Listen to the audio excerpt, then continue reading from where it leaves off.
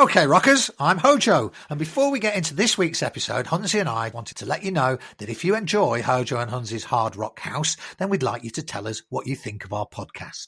I'm Hunnsy, and that's right, HoJo. We want to know what our single-digit listeners enjoy about what we're doing and what we could actually do to make it better. Nothing, surely. Pop band war stories. Do you want to hear from HoJo's glory days back in the 80s as one of the main writers on Metal Bible, Kerrang? I could tell you about the time I got arrested at a Vardis gig, or when Bruce Dickinson and I picked up these girls behind the Iron Curtain in Poland, or when I went to a party at Pete Way's house in London and he ordered up... All right. We get the picture. We also want you to give us any rock-related subject matter that you'd like on a weekly pod. So if you reckon the world of spandex needs a thorough investigation... or you need to know which rock and roll lyrics are the dumbest ever, then let us know and we'll talk your ears off and most likely make you laugh a lot. You can get hold of me and Hunnsy via our Instagram, which is HoJo_and_Hunnsy.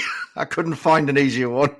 Let's hope Twitter's easier, which is... just HoJo and Hunnsy. That's better. Or Facebook. HoJo and Hunnsy's Hard Rock House. Or, if you're strictly old school like us, you can even email us at hojoandhunnsy@gmail.com. That's HoJoandHunnsy@gmail.com. So, let us know what it is you want from HoJo and Hunnsy's Hard Rock House, then sit back, assume the position, and we'll do the rest. And without further ado, let's get into this week's episode. What time is it, HoJo? It's time to rock!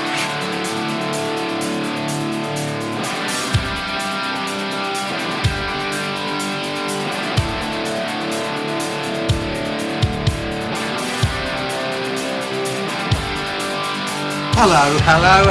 I'm HoJo. I'm Hunnsy. And welcome to this, the groundbreaking 10th episode of HoJo and Hunnsy's Hard Rock House, the safe space for old rock gummies just like us, where we always go for heavy metal from the days when it was neither heavy nor metal. Isn't that right, Hunnsy? Too right. I can't believe we've got to 10. Our single-digit listener will be very happy. What have you been listening to this week that has been annoying the hell out of your family? I've been listening to the debut album by the Dan Reed Network.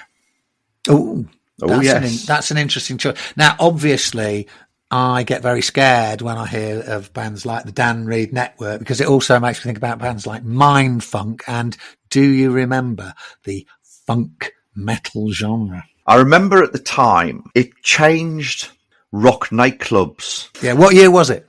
I haven't done my research, but you've fallen at the first. I'm going to go 89. It's got to be 88 or 89, hasn't it? Shall we have a look? Shall we cheat like we always do? Honestly, when are you ever going to learn about research? It's not going to happen, is it? No, you don't need research. Go just talk shit on a podcast. Just go with your gut, man. Just go with your gut. I think it was 89. Here we go. I'm going to go 89. I'm going to go 89. Ah, you're wrong. Which album are we talking about, though? Is it the first one, Dan Reed Network? Yeah, the eponymous debut album. Okay, not Slam, which was the one that most people seem to talk about. No, I'm talking about the eponymous debut album. Well, you were wrong. It's 88. I remember going to Newcastle Mayfair on a Friday night, and it started to get played. The DJ was starting to play it. I can't remember what song it was. It was probably Ritual, quite fast tempo. Yeah.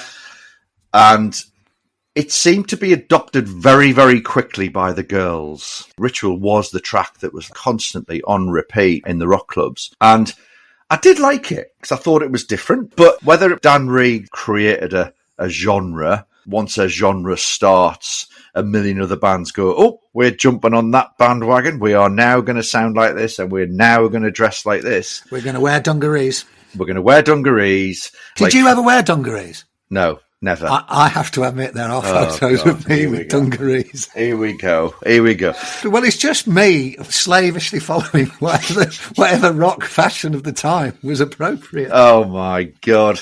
Yeah, I might dig that photo out, Hunnsy. Please do, because I'd like to A, see it, and B, share it with our single-digit listener. There were an awful lot of bands who came out on the back of that type of sound that were nowhere near as good as Dan Reed Network. I don't know. The one that springs to mind is that band Mindfunk. I just remember listening to Mindfunk and going, "This is just appalling." Awful, wasn't it? I mean, awful. I wouldn't put Dan Reed Network in that category because I wouldn't. They kind of appeared slightly before that onrush of bands. People will not like me. There's an argument saying that Extreme jumped on that bandwagon, didn't they? Oh, very much so. What other bands were kind of in that space? And then I started thinking about bands like Living Colour. Yeah. Do you know what I mean? Like, I supported Living Colour. Do you know that? Did you? Yeah. Where at? UK tour. About 5 days with Dawn After Dark. Slightly incongruous bill, wouldn't you say? Oh, completely. Faith No More. Yeah, there was another one, wasn't it? Probably we've forgotten the real awful bands. The only one that springs to mind for me is Mindfunk. But you talk about Faith No More, you talk about the Chili Peppers, you talk about Dan Reed, you talk about Extreme. All of them have got certainly moments. Merit. Merit. And if not, if not entire albums that are great. But we've drawn a discreet veil over the bands that had tried to jump on that bandwagon and were just useless. At the time, there seemed to be fucking hundreds of them, didn't there? Yeah, the Electric Boys were okay, weren't they? They were, but Dan Reed were definitely the standout. The first record did really well, but I think how does it stand up then when you listen to it now? I think it still stands up in terms of songwriting, melodies, big anthemic choruses, and all that sort of stuff. Brilliantly produced. I think what people thought was, if Prince was going to do a rock album, this is what it would sound like. The closest Prince ever got to a rock album was Purple Rain, I suppose, wasn't it? Yeah, and there was moments on Sign of the Times, but we shouldn't be talking about that because it's not metal. Prince is banished from the room. Yeah, but he was on the front cover of Kerrang. Yeah, he was indeed. That caused outrage.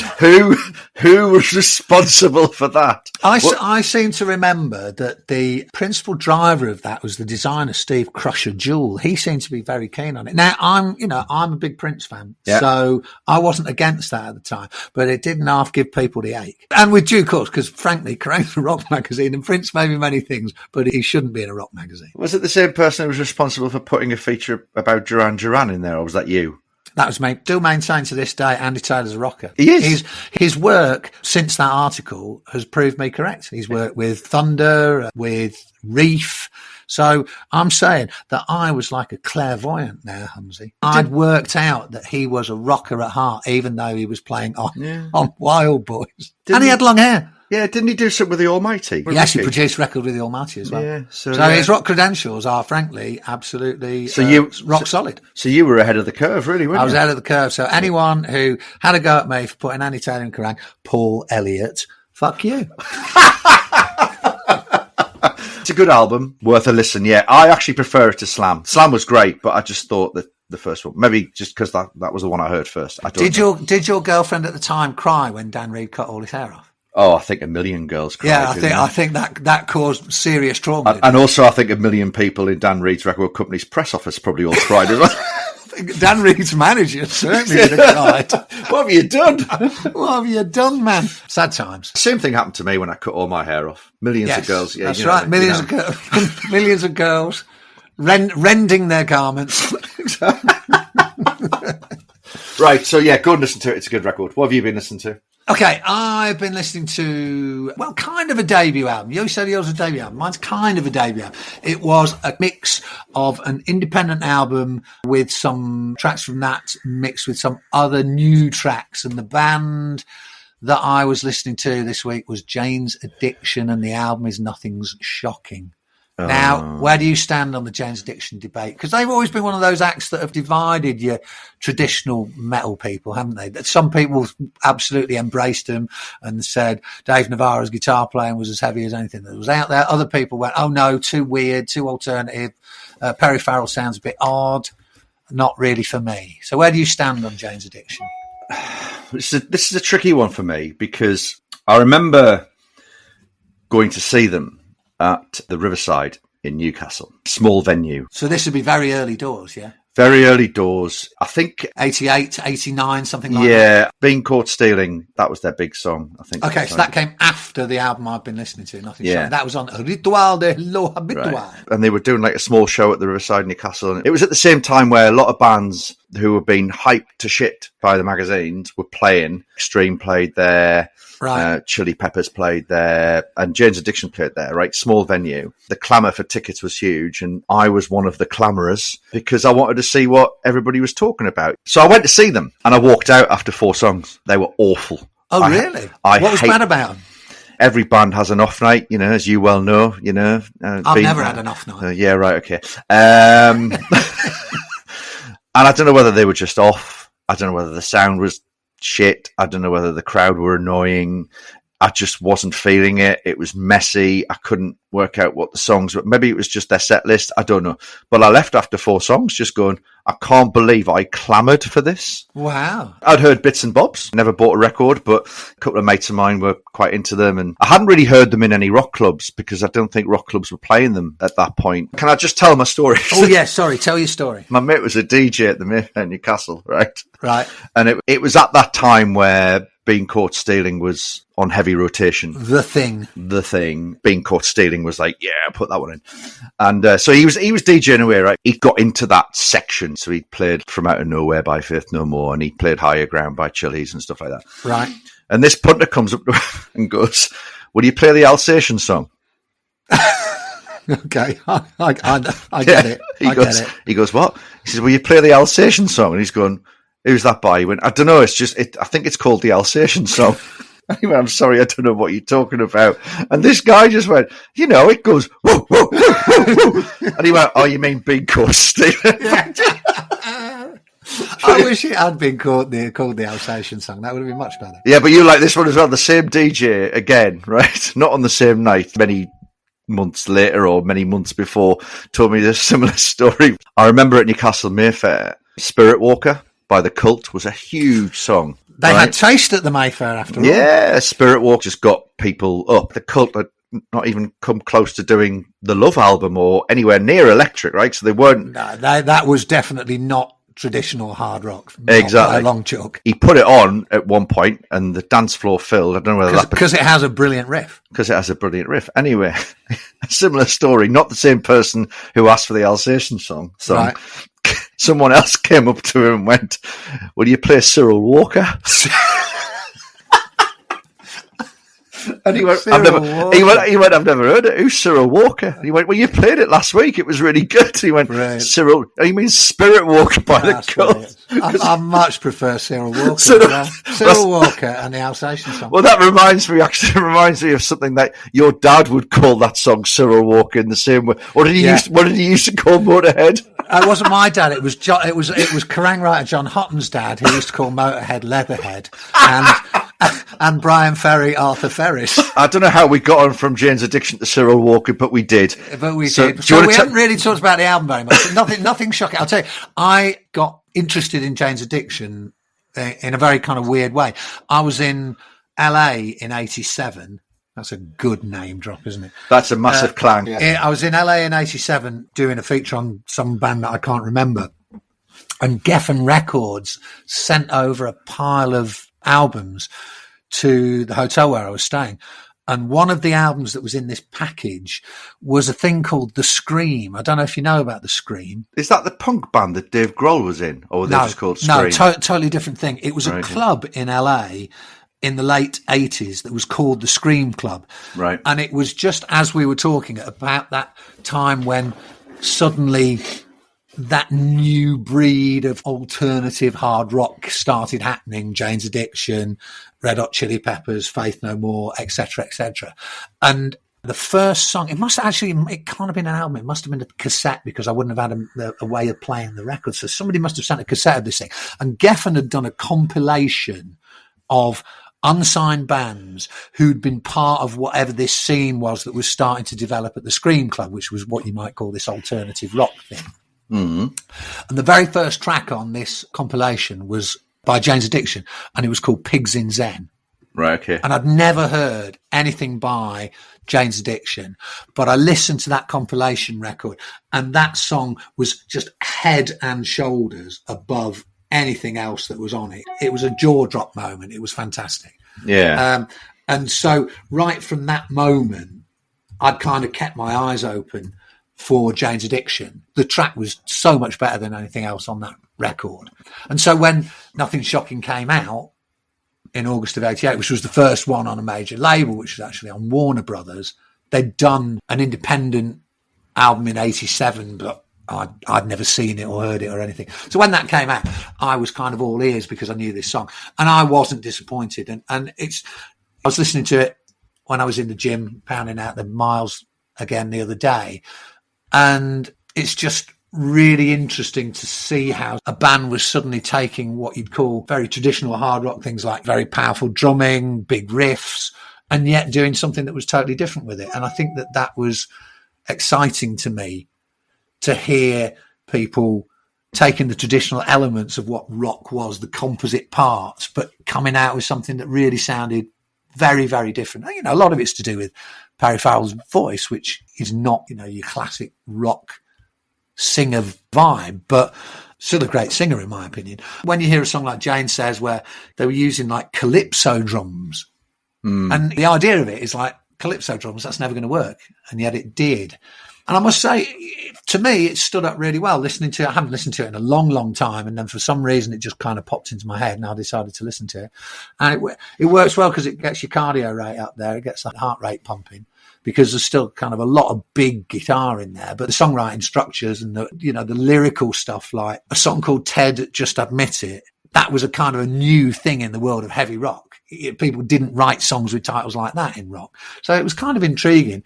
I must say, I think it stood up very well. And in the same way that you recommended that I go and investigate Rock City Angels a bit more, maybe you need to go back and have a listen to James. Yeah, I will. And see if the trauma of walking out after 4 numbers all those years ago is going to subside when you listen to it again. I will. In fact, I will go and listen to it this afternoon when I take the dog for a walk. Just before we move off Jane's Addiction, there is, I think it was in that brilliant TV series, which this gives me an idea we must discuss in detail in a future episode, Married to Rock. Have you ever seen it? Yeah. I seem to remember it was in Married to Rock that Perry Farrell was in there with his very, very, very tiny wife. And there's a scene where he's washing her in the kitchen sink. Yes. Yes. Absolutely brilliant. So we're going to definitely talk about that, but not today, Hunnsy, because what are we talking about today? Now we've moved on from what we've been listening to. Well, what did we promise our single-digit listener in the last episode? Yeah, we promised that we would go deep, we would go large, and we would go wide. Hang on a minute. What are you talking about? on one of rock's, well, most stupid, most ludicrous, and most intriguing musicians, and that can be the one and only Tommy Lee, of course. Oh, of course, yes. T-Bone. We're going to talk Tommy the T-Bone, known more for his exploits as a kind of a dumbass Lothario than probably for playing drums in Motley Crue, which is his day job. Yes, it is. And in some ways, I suppose that's harsh because he's a good drummer, isn't he? He's a brilliant drummer. He's an absolutely brilliant drummer. You know, and he plays the drums upside down, which is always good in my book. He does. He plays them upside down. He plays them going round and round. Okay, so we've given him his due. He's a good drummer. But actually, that's not what we're talking about him for, is it? Are we going to talk about his penis? Of course we're going to talk about his penis. He talks about his penis. Why wouldn't we? Exactly. So when we mentioned Tommy Lee last time, because I was laughing because he was on a programme with Bill Maher, where Bill Maher was trying to ask him about French philosopher Proust. And I just thought that is the most stupid question anybody's ever asked of Tommy Lee. And that got you and I thinking about talking about Tommy Lee's greatest moments. And then you said to me a fact that I was unaware of, that he'd written a chapter in his autobiography where was he talking to his penis? Is that what he was doing? Well, there's a common thread through the whole book, right? Where tell me more. What's the book called? It's called Tommyland. Okay, right, Tommyland. When did it come out, Hunnsy? Have you done the research? Oh, fucking hell! I think it came out. I think it came out. Jesus Christ! I'm gonna say 2005. You want to say 2005? Are we going to look it up? Are we going to use the guru of all things internet? Go on, say Wikipedia. I want to say 2005. That's what I want to say. You want to say 2005? Well, it's looking good for you because Tommyland The Ride is a second solo album that he launched in 2005, and you would only imagine it was all joined up thinking, and that came out at the same time as his book, wouldn't you? Yes, it would make sense. Let me see if I can find anything more about Tommyland the book. Can you hear me typing? Yeah, I can, yeah. There you go. Live research. Not anyone can do that. Okay, let's have a look what year it comes out. 2004. You're a year out. Oh, not bad. Never mind. Essentially, the book is through the persona or the eyes of his penis, right? It's his whole book. It jumps around, right? So there's moments where his penis jumps around. Okay. There's some bits in it where he talks quite, I'm going to say normally, about hard to believe, where he talks about like his children, his family, because he'd gone through the whole, Heather Locklear, Pamela Anderson thing and all Yeah. that. He'd gone through all that, and he could have easily used the book to aim his vitriol, but he didn't. He talked very lovingly about them, and he talked about his kid, which was it was clearly him. But then all of a sudden it'll go back to his wild antics through his penis, like his penis talking. The book has got a thread through it all the way through where his penis is involved. So what does his penis say? There's an entire section where his penis talks about his relationship with Pamela Anderson. You almost step out of a book, so to speak, and all of a sudden you feel like you're in a conversation where basically you're frightening me here. The interaction with the penis. I'm not sure I want that. The three of them are actually talking to each other. The penis is talking to Pamela. The penis is talking to Tommy. Tommy's talking to Pamela. Tommy's talking to his penis, and Pamela's talking to the penis. So it's highly confusing.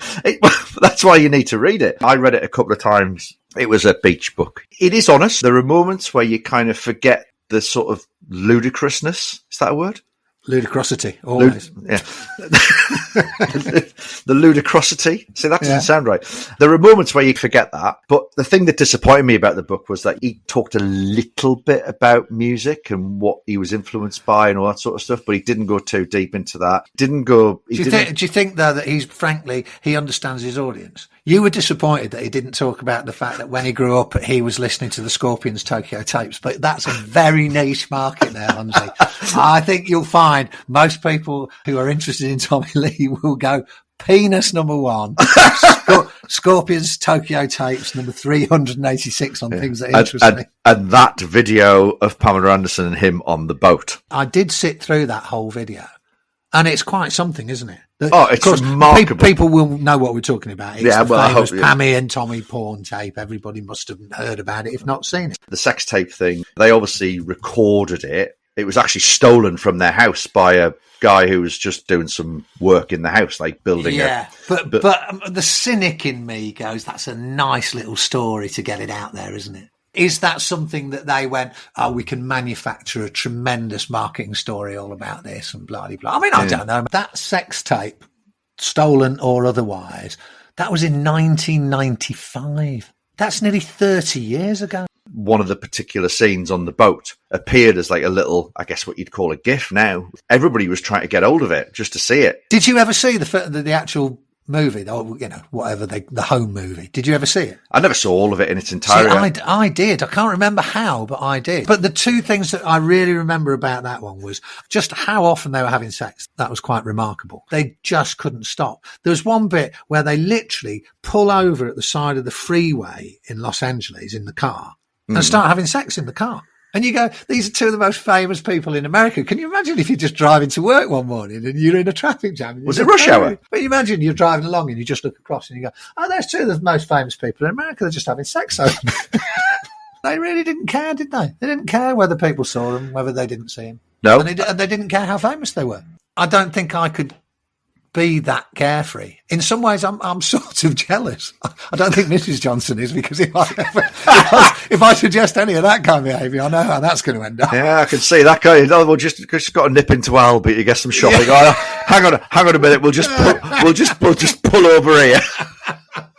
I think I know how that's going to go. Get out of my car. We're getting divorced. Yes, exactly. But that was amazing to me that they did that. And then the other thing that was amazing was that Tommy had great difficulty expressing himself other than through his penis, which is probably why that's how the book ended up being written. He was growing some tomato plants outside his house. And the tomato plants were going well. They were starting to flower and, he was getting some tomatoes on there. And he was really, really excited and he was loving it. But the only way he could express his excitement was to get his penis out and shake it at the tomato plants. So there's something, I don't know, a psychologist is having a field day. At the minute, we're very much in the throes of gardening. My wife is very active in the garden. Right. She's growing all the stuff, right? So any tomato plants? There are tomatoes, broccoli, cucumbers, If they go well, you know what to do. Maybe if I go and suggest, if she's unhappy about the growth of said tomatoes in our greenhouse, I might suggest to her that I just go down there, get the old fella out and start Yeah. How do you think that'll go with her? Well, I'll probably run the idea past her first. Okay, so right, what you got to do is you got to promise me you're going to run that idea past Mrs. Hunns Because I'm seeing... report back next podcast. I want to hear how that goes. So is this appropriate talk for people in their late 50s? Well, if it's appropriate for Tommy, it's appropriate for us. Exactly. So what I thought we would do to round up is in the next 10 minutes before we round up the pod, I've written down some of Tommy's most ridiculous pieces of behaviour, and we should have a quick couple of minutes on each of them. So here we are. We're going to talk about what we think about these. Number one, fighting with Kid Rock over Pammy at the 2007 MTV Video Awards. Do you remember that? I do remember that. Yeah. Who won? I don't remember. Do you remember who won? No, I don't. Was there a winner? I reckon it would be Tommy. I reckon Tommy's harder than Kid Rock. I think Kid Rock might be a bit of a poser. If he's got a gun, he's all right. But if it's bare fists, what do you think? Well, I just think in any moment like that, I'd always back the drummer. Yeah, because they're mad. Yeah, they're mad. They're used to hitting things. And they got quick hands. Yeah, okay. So I think we're in agreement there. He beat the living shit out of Kid Rock, didn't he? Yeah, definitely. Okay, next one.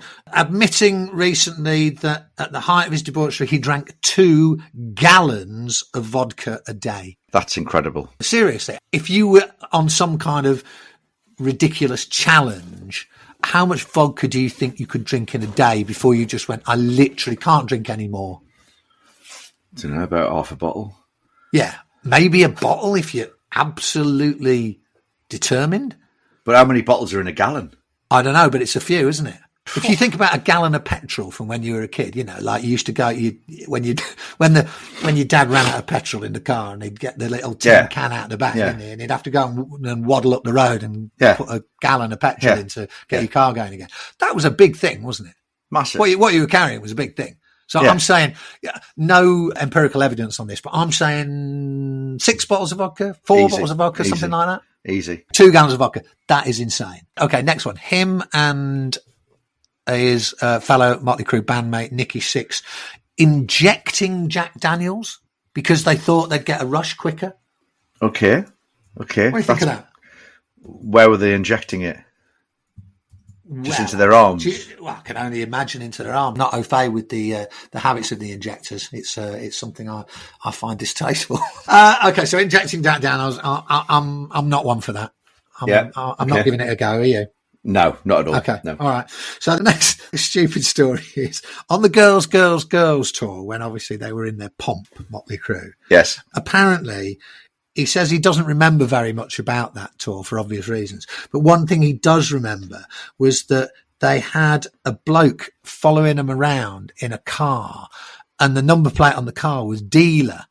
And he was their drug dealer and he'd just turn up everywhere and supply them with drugs. But the idea of having the tour bus driving around with a massive car behind it with the word dealer on the number plate, it's not the most subtle thing you've ever heard, is it? Yeah, but I guess they knew where he was. They did know where he was, but do you not think that America's finest forces of law and order would also have known where it was? Possibly, but they were so fucking out of it. They were so out of it. Right, exactly. Who cares? That's what they probably thought. Who cares? It's not them that's going to get arrested anyway. It's the dealer, isn't it? Okay. Well, you don't know. I think they might have done a mind sweep of arrest, don't you? If they'd, I think so. Yeah. But you're all right with that. So the dealer can't. That's okay. I think that's quite funny. Yes. Okay, you're going to get that. Okay, Marrying Pamela Anderson 4 days after meeting her. He's so obsessed with her. Didn't they married on a beach and didn't they sort of jump over a fire or something? And I think they did something stupid like that. They did something really stupid. He must have waved his penis at the wedding, mustn't he? He must have done. Yeah. I mean, there's no greater joy, is there? No. 4 days, 4 months, 4 years, whatever. When she's the one, man, she's the one. Yeah. To be fair, she was lovely, wasn't she? Oh, yeah, she was stunning. Have you watched any of those roasts that they did on American TV? Yes, I have, yes. Have you seen the roast of Pamela Anderson? Do you know, I think I have. And there's some very good stuff on there. And Tommy's on that. And it's years after they've split up. And you can just see that they still love each other. They still get on. They still get on. They've got kids. There's a part of me goes, eventually, when he calms down. He's 60 odd. He's not that. I know. When he calms down, maybe they might get back together. You're just a great romantic. Would we like to get back with any of our ex-old No. Really not. No. 4 days and then 35, 40 years on or whatever. There's still a thing. There's still a thing there. Maybe this is the bit where you put a bit of audio over the podcast of Steve writes love songs. Yeah. I hope one day that they re-find each other. I'd like to think that Pam and Tommy will end their days together. I think that's a lovely sentiment, Hunnsy. And I would like to close out today's podcast with an equally lovely sentiment, thinking about Tommy Lee. Sorry. What do you think? What do you think it must be like to be one of his children when all he does is talk about his penis? Has that put things into perspective? Well, mate, I think we're just about wrapped up for today. But Tommy Lee, what a rich vein that gives you to mine when you want to talk about heavy metal heroes. We never even got to talk about his terrible solo records that he did. Well, that's a deliberate policy on this podcast. All right, my friend, it's been great as always. Tell me how you go on with the idea that you might wave your penis at your tomato plants. Okay, no worries. I'll sort that out. Okay. All right, lovely boy. See you later. See you later. Bye. Ciao. Ciao.